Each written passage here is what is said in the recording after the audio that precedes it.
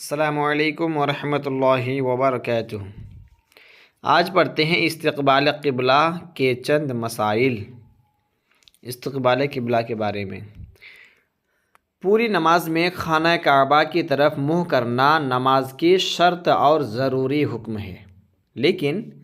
چند صورتوں میں اگر قبلہ کی طرف منہ نہ کرے پھر بھی نماز ہو جائے گی۔ ٹھیک ہے، پوری نماز کعبے کی طرف منہ کر کے ادا کرنی پڑے گی، یہ شرط ہے، ضروری ہے، نہیں تو نماز نہیں ہوگی۔ لیکن کچھ وقت ہے نا، وہ کیا ہے؟ مثلا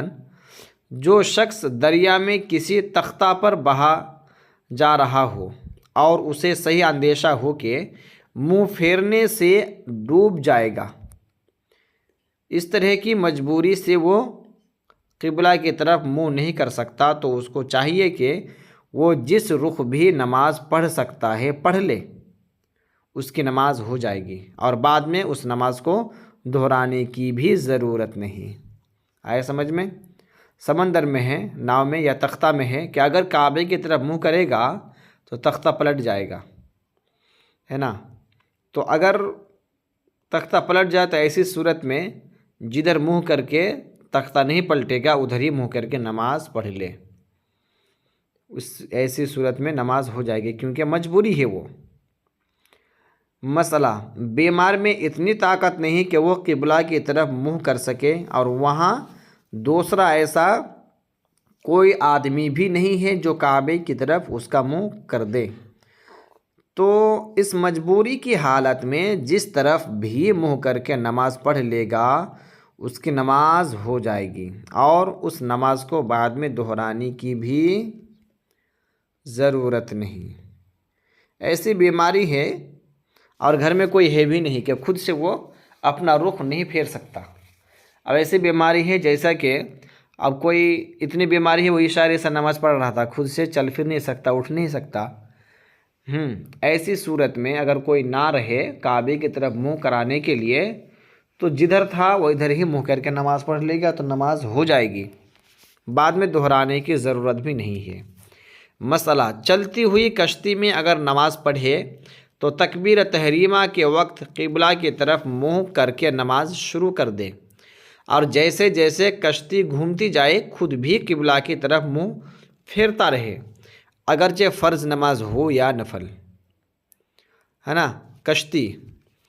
کشتی میں اگر جہاز میں اگر نماز پڑھ رہے ہیں تو کعبے کی طرف منہ کر کے تکبیر تحریمہ کہیں گے۔ اب جدھر جیسے جیسے کشتی گھومے گی ویسے ویسے آپ کو بھی گھوم کے کعبے کی طرف ہی منہ کر کے رہنا ہے، ٹھیک ہے؟ مسئلہ، اگر یہ نہ معلوم ہو کہ قبلہ کدھر ہے اور وہاں کوئی بتانے والا بھی نہ ہو تو نمازی کو چاہیے کہ اپنے دل میں سوچے اور جدھر قبلہ ہونے پر دل جم جائے اسی طرف منہ کر کے نماز پڑھ لے، اس کے حق میں وہی قبلہ ہے۔ ایسی جگہ پہنچا ہے جہاں پر بتانے والا کوئی نہیں ہے تو ہندو ہے نا، اور سورج بھی نہیں دکھ رہا ہے یا کوئی نشان ہی نہیں جس سے معلوم کر سکے کہ کعبہ کدھر ہے، ایسی صورت میں جدھر دل جمے گا ادھر ہی منہ کر کے نماز پڑھ لینا پڑے گا۔ مسئلہ، جس طرف دل جم گیا تھا ادھر منہ کر کے نماز پڑھ رہا تھا، پھر نماز کے درمیان ہی میں اس کی یہ رائے بدل گئی کہ قبلہ دوسری طرف ہے، یا اس کو اپنی غلطی معلوم ہو گئی، تو اس پر فرض ہے کہ فوراً ہی اس طرف گھوم جائے، اور پہلے جتنی رکعتیں پڑھ چکا ہے اس میں کوئی خرابی نہیں آئے گی۔ اسی طرح اگر نماز میں اس کو چاروں طرف بھی گھومنا پڑا پھر بھی اس کی نماز ہو جائے گی، اور اگر رائے بدلتے ہی یا غلطی ظاہر ہوتے ہی دوسری طرف نہیں گھما اور 3 مرتبہ سبحان اللہ کہنے کی برابر دیر لگا دی تو اس کی نماز نہ ہوئی، ہے نا؟ مثال کے طور پر کوئی انسان ایسی جگہ پر پہنچا ہے جہاں پر کعبہ کدھر ہے وہ طرف معلوم ہو نہیں رہا ہے اور کوئی ذریعہ بھی نہیں ہے معلوم کرنے کی، ایسی صورت میں جدھر دل جمے ادھر ہی منہ کر کے نماز اس نے شروع کر دیا۔ اب نماز شروع کر دینے کے بعد اب بادل کے وجہ سے اگر سورج ڈوبا ہوا تھا، اب جیسے بادل ہٹا، اب اگر سورج ظاہر ہوا تو جیسے معلوم پڑے گا کہ نہیں میں جدھر منہ کر کے نماز پڑھ رہا ہوں وہ پچھم نہیں بلکہ پورب ہے،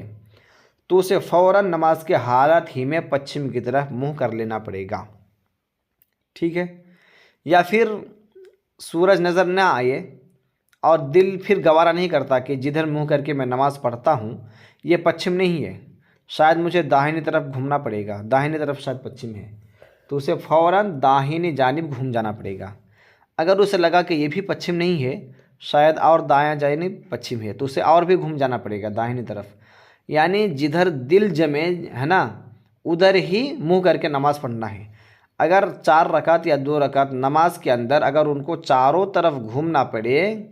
ہے نا، اگر دل جمے کہ نہیں ادھر ہے کعبہ، پھر تھوڑی نماز پڑھی، پھر پتہ چلا کہ نہیں یہ کعبہ نہیں ہے، کعبہ دوسری طرف ہے، پھر ادھر منہ کرا، اس طرح کرتے کرتے اگر اسے چاروں طرف اگر گھومنا پڑے تو گھومنا ہوگا، ٹھیک ہے، اور ایسا نماز پڑھے گا تو نماز ہو جائے گی۔ اور اگر ایسا ہوا کہ دل میں سوچا کہ پچھم جدھر کے بارے میں دل میں خیال آیا کہ ادھر پچھم ہے، پھر نماز پڑھنا شروع کیا، اب پھر اسے خیال آیا کہ پچھم ادھر نہیں ہے دوسری طرف ہے پچھم، ہے نا، اگر اب دل میں خیال آیا تو اگر وہ نہ گھوما اور 3 بار سبحان اللہ کہنے کی مقدار تک اگر ٹھہر گیا تو پھر اس کی نماز نہیں ہوگی۔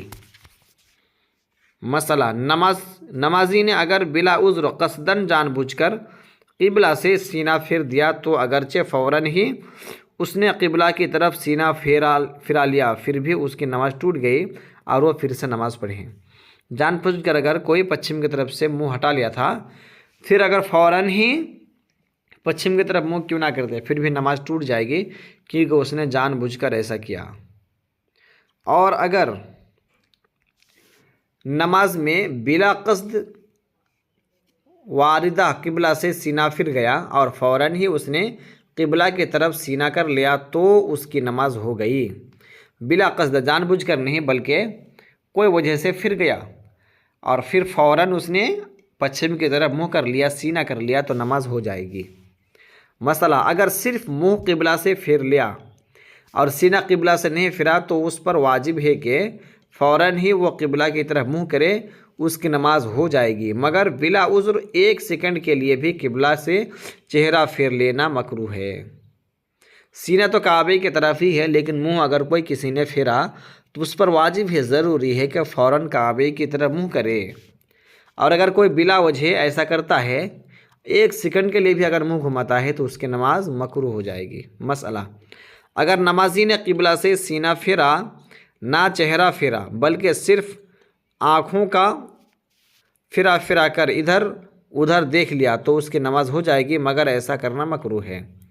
کچھ بھی نہیں پھیرا، کچھ لوگ ایسا کرتے ہیں پنکھے کو یا دائیں بائیں کیا ہے یہ سب چیزیں وہ دیکھتے رہتا ہے، آنکھیں کو پھرا کر کبھی دائیں دیکھتا ہے کبھی بائیں کبھی اوپر کبھی نیچے، ایسا کرتا ہوا نماز تو ہو جائے گی لیکن ایسا کرنا کیا ہے نماز کو مکروہ کر دیتی ہے، ٹھیک ہے۔ تو اتنے سبق اچھے سے یاد کریں اور سمجھیں۔